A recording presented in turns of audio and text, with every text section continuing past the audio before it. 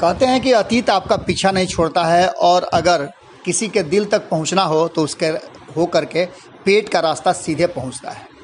अब इन सब बातों को लेकर के बिहार की राजनीति में भी ऐसी ही कुछ बातें सामने आ रही हैं। बात और विचार दोनों ही जब मिलने लगे विपक्ष और सत्ता पक्ष के, तो कहीं ना कहीं मामला जरूर गंभीर होता नजर आ रहा है। और ख़ास करके उन लोगों के लिए जो सत्ता में साथ बैठे हुए हैं। भारतीय जनता पार्टी के लिए ऐसी ही कुछ स्थितियां हैं। आपको हमने खबरों के माध्यम से 1-2 दिन पहले बताया था कि कहीं ना कहीं भारतीय जनता पार्टी को ये बात अब लग गई है कि सुशील मोदी की एंट्री बिहार में ज़रूरी है, और उनकी एंट्री हो भी गई, जिस पर पूरी तरह से केंद्रीय नेतृत्व ने छूट दे दिया। बिहार की राजनीति पर जम करके सुशील मोदी बोलना भी शुरू कर गए और इसके साथ ही वो अपने विरोधियों को हमला भी करने लगे। इन सब के बीच में कहीं ना कहीं नीतीश कुमार और तेजस्वी यादव के बीच में जो संवाद पत्र के माध्यम से हुआ और टेलीफोन के माध्यम से, इस बात ने कहीं ना कहीं चिंताएं बढ़ा दी हैं।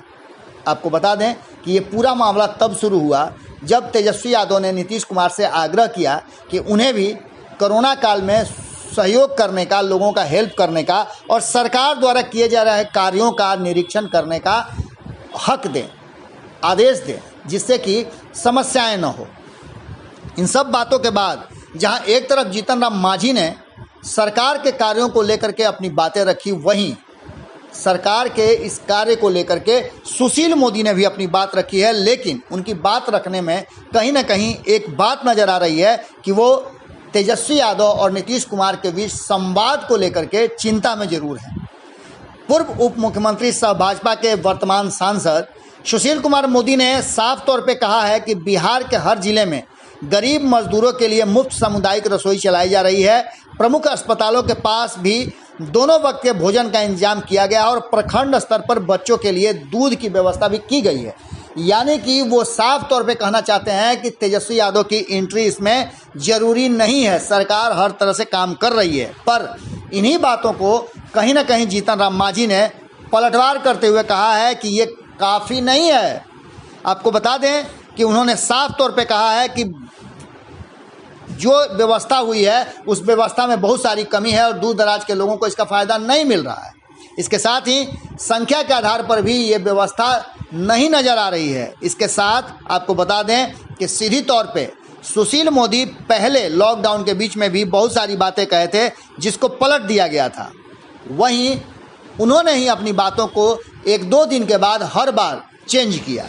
एक बार फिर से लॉकडाउन में कठिन समय में किसी को भूखा नहीं रहने देने की बात वो कर रहे हैं। इसके साथ ही उन्होंने ये भी कहा है कि राजद को लालू की रसोई चलाकर फोटो खिंचवाने और आपदा में राजनीति करने का मौका नहीं खोजना चाहिए।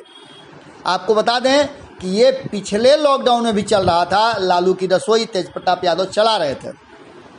उन्होंने इसके लिए विधायक और अपने पदाधिकारियों, कार्यकर्ताओं को भी प्रेरित किया था। आपको बता दें कि कई सामुदायिक रसोई में भोजन मुफ्त दिया जा रहा है। ये बात कहते हुए सांसद सुशील मोदी ने अपनी बातें रखी है। उन्होंने कहा कि वीडियो कॉन्फ्रेंसिंग के जरिए मुख्यमंत्री स्वयं इसकी गुणवत्ता की निगरानी कर रहे हैं। अब आप सोच सकते हैं कि वीडियो कॉन्फ्रेंसिंग के माध्यम से खाने की गुणवत्ता का कैसे पता लगाया जा सकता है। ये भी एक अलग बात है। बिना चखे कोई कैसे बता सकता है कि ये खाना स्वादिष्ट है या नहीं है। चलिए इन बातों को भी हम देखते हैं। लेकिन कहीं ना कहीं नीतीश कुमार और तेजस्वी यादव ने मुश्किलें तो ज़रूर सुशील मोदी की बढ़ा दी हो और उन्हें ऐसा लग रहा होगा कि कहीं ऐसा तो नहीं कि वो उनका ही पद है जो कहीं फिर से पलट न जाए। अब देखना होगा कि सुशील मोदी के इस बयान का क्या असर होता है। पर इतना तो ज़रूर है कि भारतीय जनता पार्टी के तोते जरूर उड़ रहे हैं। भले ही तोता किसी और चीज़ के लिए यूज होता हो, लेकिन वर्तमान स्थिति में बिहार में भारतीय जनता पार्टी का तोता लालू प्रसाद, तेजस्वी यादव, राबड़ी देवी और नीतीश कुमार के साथ साथ कहीं ना कहीं जीतन राम मांझी भी उड़ाने में कोई कोर कसर नहीं छोड़ रहे हैं। जुड़े रहें भारत लाइव के साथ। खबरों का सिलसिला यहाँ कभी नहीं थमता है। नमस्कार। अगर ये वीडियो पसंद आई और वह बिहार के राजनीति और बिहारियत से सरोकार रखेनी तो सब्सक्राइब बटन दबा के चैनल के सब्सक्राइब कर ली। ओजे एगो घंटी बा, ओकरा बटन दबा देला से कुल सटीक और मारक खबर रुआ मुफ्त में मिल जाई। अगर रुआ पत्रकारिता के हमनी के नया प्रयोग में सहयोग कर चाहतानी तो ज्वाइन बटन दबा दी। पेटीएम नंबर नोट कर ली 9386816700। धन्यवाद।